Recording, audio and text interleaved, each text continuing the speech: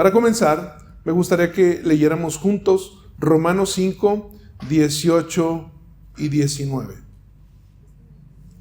Romanos 5, 18 y 19. Dice la palabra de Dios. Voy a leer la Nueva Versión Internacional. Por tanto, así como una sola transgresión causó la condenación de todos, también un solo acto de justicia produjo la justificación que da vida a todos. Porque así como por la desobediencia de uno solo muchos fueron constituidos pecadores, también por la obediencia de uno solo muchos serán constituidos justos. Qué principio tan increíble. La palabra habla que cuando Adán y Eva pecaron, dice el versículo 18, hubieron dos consecuencias. El problema es que mientras que no conozcamos la diferencia entre estas dos consecuencias, vamos a tratar de aplicar un medicamento para algo que no se requiere ese medicamento. Es decir, cada consecuencia tiene un efecto diferente y una situación diferente. Y mientras que no se le aplica la sanidad a la situación diferente, estaremos viviendo bajo los estragos de algunas áreas por las cuales no avanzamos. Y no sé tú, pero yo este año quiero avanzar lo más que se pueda en el nombre de Jesús. No quiero ir por menos de lo que Dios tiene para mi vida. Entonces, aquí la palabra habla de que la equivocación de Adán y Eva, o el mundo caído, causó dos problemas. Primero te los voy a mencionar los dos y luego te voy a explicar de qué se trata cada uno de estos. Dice la palabra en Romanos 5:18 que por tanto, así como una sola transgresión causó la condenación, puedes decir conmigo, condenación. Número uno, fuimos declarados culpables. ¿Ok? Hubo culpa en la separación, ¿sí?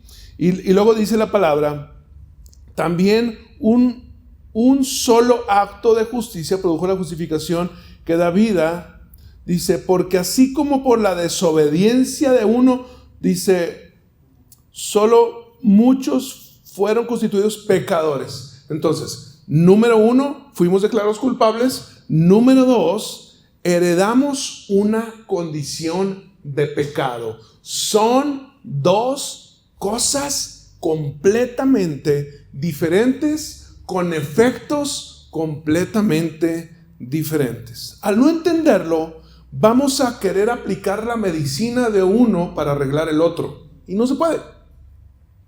Y por eso vivimos constantemente en una religión, queriendo arreglar la consecuencia de la culpa con buenas obras, o queriendo arreglar la consecuencia de mis malos hábitos con una simple excusa de una gracia superficial. Te explico un poco.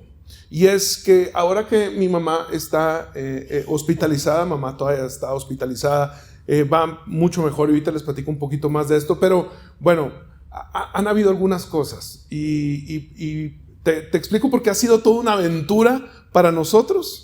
Nosotros comenzamos a tocar base con los doctores porque mi mamá se sentía extremadamente cansada y cada vez caminar le costaba más trabajo, al punto de que más de 4 pasos no podía dar porque se sofocaba, se cansaba y se pasaba todo el día dormida.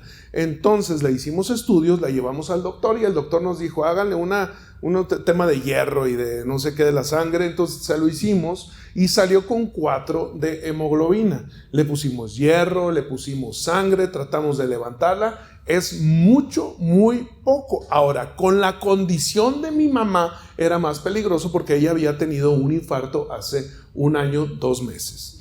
Entonces se convertía en una bomba de tiempo esto, y teníamos que avanzar lo más posible en poderlo resolver. Ahora bien, la pregunta es, ¿qué causó este problema? Lo que este problema causó es que mi mamá combinó un medicamento que la coaguló de más, Y entre ese medicamento combinado que le causó una úlcera y el choque que tuvo en noviembre, tuvo una hemorragia interna que le hizo que ella perdiera sangre. No se sabe bien el por qué está así, pero el punto es que llegó esta condición de que tuviera la hemoglobina baja. Entonces nosotros llegamos al doctor porque tenía la hemoglobina baja y le dimos todo lo que fuera necesario para subirle su hemoglobina.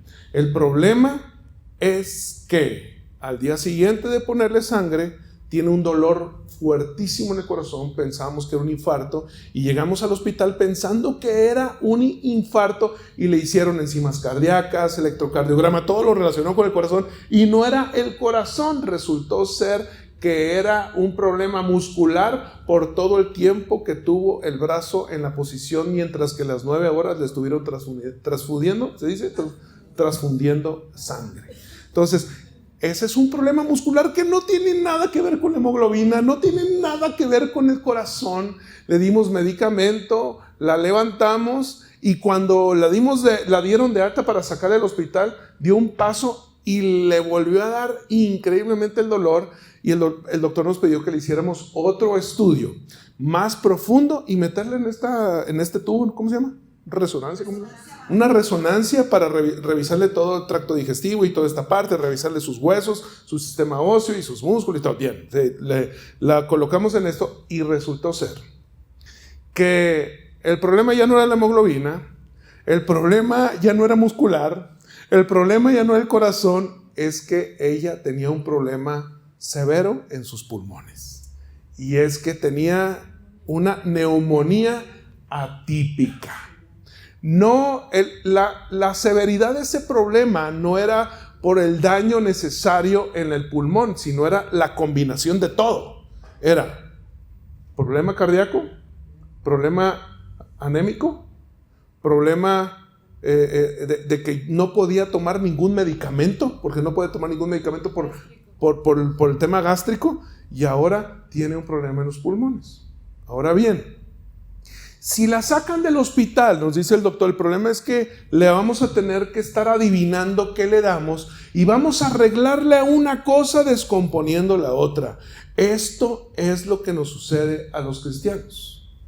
El problema es que queremos arreglar un problema de salvación que se arregla entendiendo en dónde está la bendición de la gracia. Y algunos pensando que solo excusados en la gracia vamos a poder vivir una vida de consagración y no son cosas que se arreglan con el mismo medicamento. Entonces, no sé si pude ilustrarles bien el tema bíblico. Estoy tratando de ser lo más claro posible y me voy a ver primero el uno y luego el otro. Fuimos declarados todos culpables, ¿sí? Hubo un juicio y en el juicio cayó la culpa. Bien, por el pecado de uno se condenó a toda la humanidad. ¿Tiene sentido lo que te estoy diciendo? Entonces, el tema es parecido a la pelea entre David y Goliat. Si David le ganaba a Goliat, los filisteos le servirían a los hebreos. Si Goliat, un solo hombre, le ganaba a David, los hebreos le servirían a los filisteos. Es un tema representativo. Es decir, tú y yo no nos equivocamos en ese problema, pero por ese problema todos fuimos declarados culpables. ¿Sí? Ahora bien, tu pecado y mi pecado llegó después. Pero no fuimos declarados culpables por ese pecado que tuvimos cometido, sino fuimos declarados culpables por el pecado de un hombre llamado Adán. ¿Sí? ¿Tiene sentido? Bien. Ahora, la sentencia de Adán sentenció toda la humanidad. Ahora que ganó Trump, dijo que hay más de... Lo primero que va a hacer es que ya hay una deportación de más de 2 millones de personas. Y lo primero que va a hacer, dice Trump, es que va a sacar esas 2 millones de personas. Bien. Ahora bien, Hay iglesias en Estados Unidos que hace tiempo oraban para que nunca fuera a llegar migración a la iglesia, porque si no la iglesia se vaciaba. ¿Sí? ¿Ok? Porque hay muchas personas en las iglesias hispanas que no tienen papeles migratorios, o es decir, que entraron con visa y tienen miedo de salir, pero luego las leyes cambiaron y migración no podía pedirle los papeles a las personas, ¿sí? Entonces migración no podía determinar quién sí era ciudadano americano, que tenía green card, y quién no. Bien, y luego cambiaron las reglas y ahora se le pueden pedir los documentos a cualquier persona, y entonces el estatus migratorio de las personas cambiaron. ¿Qué me refiero?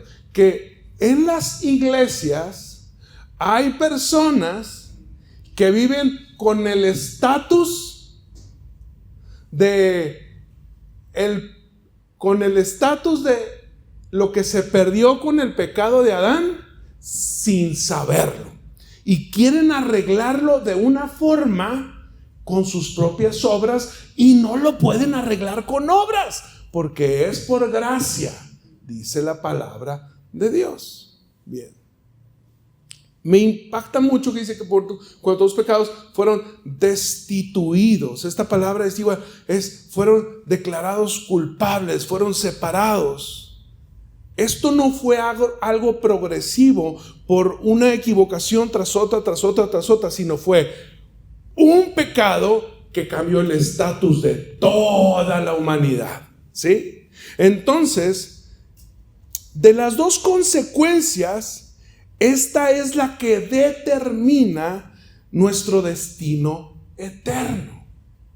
De las dos consecuencias que hablé al principio, esta es la que determina nuestro destino eterno. Es decir, el entender que fuimos declarados culpables. Y entonces hay mucha gente que pregunta, bueno, entonces me voy al cielo o no me voy al cielo, si cometo este error voy o no voy, la salvación se pierde o no se pierde, ¿qué puedo hacer? ¿Qué puedo hacer para así que irme al cielo? ¿Y qué puedo hacer para no irme al cielo? Y entonces, y al final, el destino eterno está en el aire por no entender que el Señor Jesucristo, o mejor dicho, el segundo Adán, porque es representativo. Entonces, como el primer Adán falló y se declaró culpable y había una deuda, el segundo Adán vino a pagar esa deuda, y ahora tú y yo somos salvos por la gracia de Dios. Tú y yo no hicimos nada para merecer esa salvación. ¿Estás de acuerdo conmigo?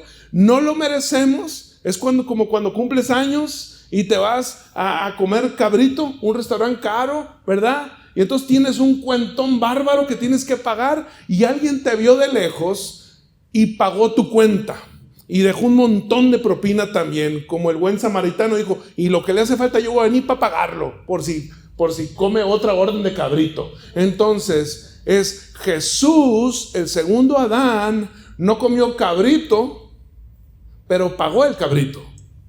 Entonces no se eliminó la ley, sino Jesús por eso vino a cumplir la ley. Él pagó la consecuencia, Él pagó el precio de la sentencia, y nosotros vivimos entendiendo nuestra salvación y nuestra vida eterna.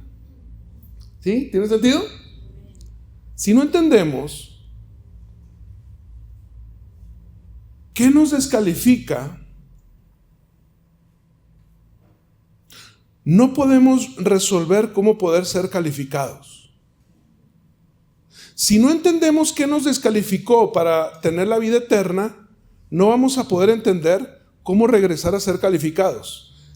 La única puerta para que tú y yo podamos ser calificados, o la única puerta para que la humanidad pueda ser calificado, se llama Jesucristo. Él es el camino, la verdad y la vida, y nadie puede ir al Padre si no es por Jesucristo. Bien, ok. Adán pecó, se sentenció la culpa. Romanos 8:18, voy a volver a leer un fragmento. Dice, un solo pecado de Adán trae condenación para todos, dice el verso. Bien, fíjate, necesitamos una nueva sentencia. El primer Adán entonces nos condenó, el segundo Adán nos justificó.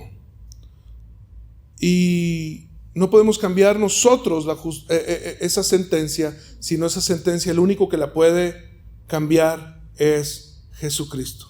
Solo a través de Jesucristo. Ok. Lo segundo que sucedió, que viene en este verso, voy a leer la segunda parte. Y aquí me engancho con lo que más a mí me bendijo de cuando estaba estudiando.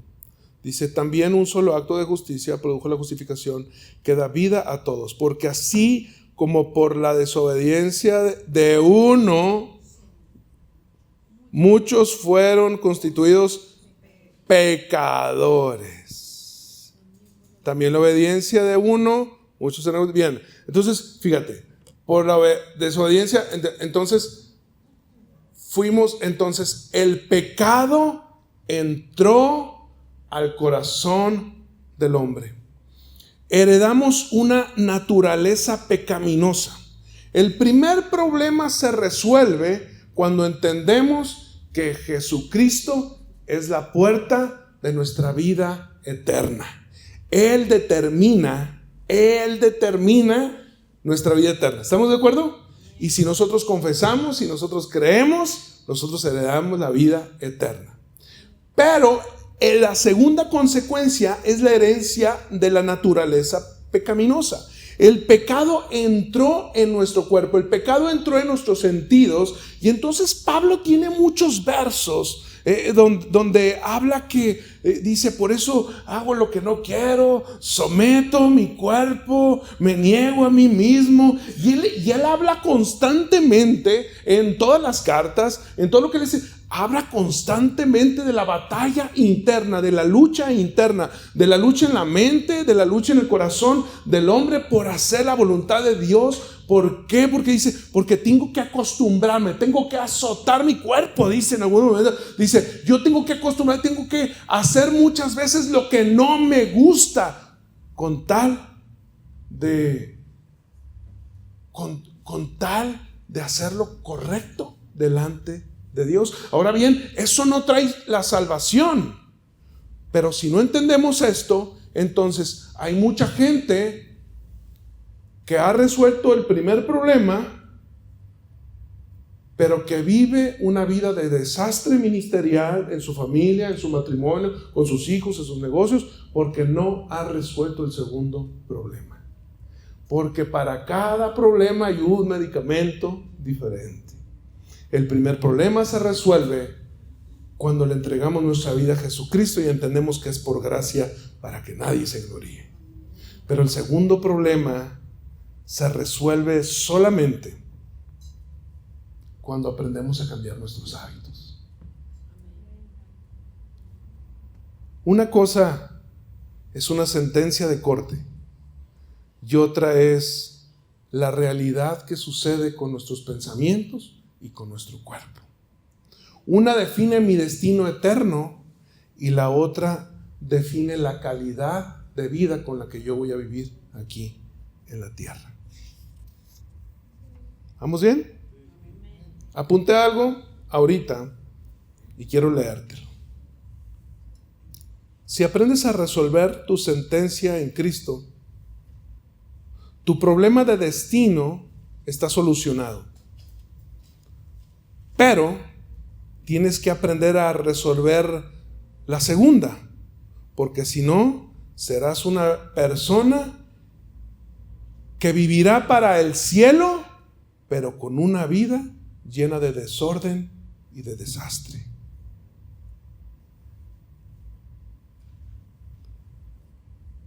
Osmara les habló algo este domingo y habló de que mientras que yo no sea sensible a la voz de Dios, mi corazón se hará insensible así a seguir pudiendo escuchar su voz.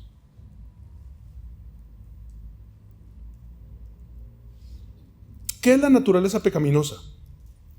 Es algo que nos impulsa a vivir en nuestros deseos. Esto lo llamaremos la carne. Hay gente que dice que no tiene carne. Yo no tengo carne, tengo puro tofu. A mí no me llama la atención nada. Yo... Y creo que eso es lo más peligroso que puede suceder. El creer que no hay nada que combatir dentro de nosotros. Porque así es como se manifiesta el orgullo, el ego. En Romanos 7:23 dice: pero me doy cuenta de que en los miembros de mi cuerpo hay otra ley, que es la ley del pecado. Esta ley lucha contra la ley de mi mente y me tiene cautivo. Ahí te va algo que me sorprendió mucho cuando lo estaba estudiando, y es: a la carne también le gusta hacer cosas buenas por orgullo. Lo voy a decir de nuevo: a la carne también le gusta hacer cosas buenas por orgullo. Entonces la solución que viene en Gálatas 5:16 es vivir en el Espíritu. Dice: así que os digo, vivid por el Espíritu y no seguiréis los deseos de la naturaleza pecaminosa. Y entonces, ¿qué es vivir en el Espíritu? Es vivir bajo la influencia. Hay algo, y es que cuando las personas pues hay algunos tipos de drogas que son como alucinógenos. No entiendo muy bien cómo funciona, pero lo que sí sé es que la influencia de esas drogas duran mucho tiempo. Y hay gente que puede durar en un viaje o en una situación o bajo la influencia hasta 4, 5 o 6 meses. El punto con una sola vez. El punto es este. El punto es que la influencia del Espíritu tiene que llevarme a vivir una vida. Tiene que llevarme a vivir una vida en la cual tenga una tendencia hacia un gusto diferente al que yo tenía. Y me pongo a pensar en algunas cosas, y es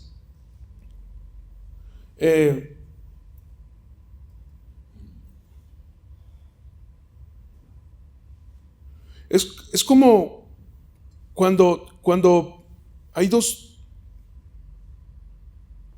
perros que se están peleando. El que le va a ganar al otro no es necesariamente el que sea más bravo, sino el que esté mejor alimentado. Si queremos nosotros vivir por el Espíritu, necesitamos alimentar el Espíritu. Y al alimentar el Espíritu, nosotros podemos vivir en esa tendencia o en esa asignación que provoque hábitos sanos. La palabra lo llama el fruto del Espíritu. Y el fruto en uno de los devocionales les hablé sobre los árboles, que hay árboles grandísimos de 150 metros. El árbol no se preocupa por crecer, el árbol se preocupa por estar sembrado. O sea, es decir, el árbol no está preocupado por el fruto que da. A ver, Damián, ábreme la toma. Ahí te va. Es que se me ocurre algo y imagina que entonces yo soy un árbol de, no sé, de mango, no sé. Entonces, ¿lo más parecido? ¿Por qué me ves feo? ¿No? Entonces, el árbol de mango no puja para tratar de dar el fruto al mango. No hay árboles que se preocupen o que se agiten o que pujen para dar fruto, porque no son huevos. El árbol solo tiene que mantener sus raíces lo suficientemente arraigadas para poder tener los nutrientes necesarios que le van a determinar traer el fruto necesario. Y el árbol se le conoce por su fruto. Y cuando el árbol tiene fruto, dice la palabra que el fruto del Espíritu es amor, gozo, paz, paciencia, benignidad, fe, templanza, mansedumbre y todas esas cosas que a veces luchamos. Pero fíjate cómo comienza con amor y termina con dominio propio. Y entonces el punto es el siguiente, y es: la primera batalla se gana por medio de la fe en que Él pagó la consecuencia de mi vida eterna. Estaba sentenciado a muerte y ahora estoy sentenciado a una vida eterna. Pero ahí no termina el problema. Entonces, ¿por qué? Porque hay gente o iglesias donde solamente se enseña sobre la vida eterna y no importa lo que hagamos con nuestra vida, que al cabo tú solo déjate llevar, y nadie cambia sus hábitos dejándose llevar. Tenemos que ser intencionales en alimentar nuestra vida espiritual para así dar fruto.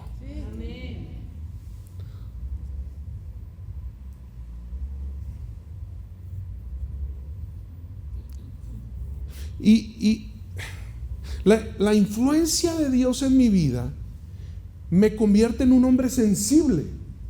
Entre más sensible, por eso ayunamos, por eso oramos, por eso comenzamos el año en este tiempo, porque queremos más sensibilidad. No ayuno por el milagro, sino ayuno por la sensibilidad del Espíritu, para que yo pueda escuchar y pueda caminar.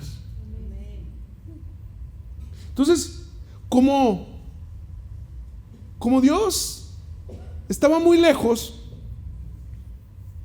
entonces, Espíritu Santo, cámbiame,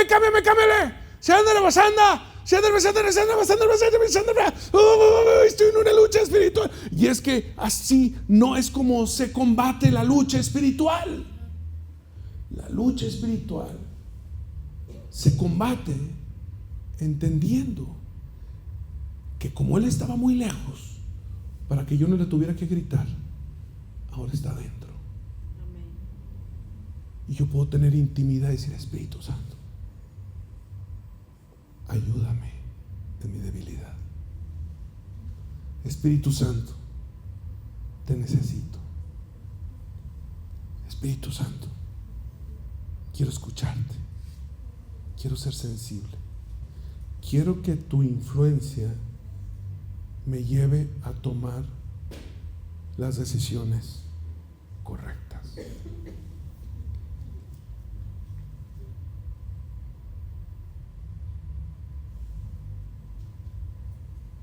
Y entonces, en el mundo, en el reino, no soy más espiritual por agradar a Dios, ya que Él fue complacido con Cristo Jesús, sino soy más espiritual para poder disfrutar la vida que Él diseñó para mí. La consecuencia de ambos, y cuando las dos cosas se conectan, tanto la sentencia que la creo, la entiendo y la vivo, como la segunda, que es vivir en el Espíritu, y es un proceso de santificación. ¿Cuál es el proceso de santificación? No consiste en dejar de ver la tele, ni checar el celular, no. El proceso de santificación consiste en que entre más de su Espíritu atraviese mi vida, más limpiaré mi corazón. Entonces la verdadera lucha espiritual es para enseñarle a mi alma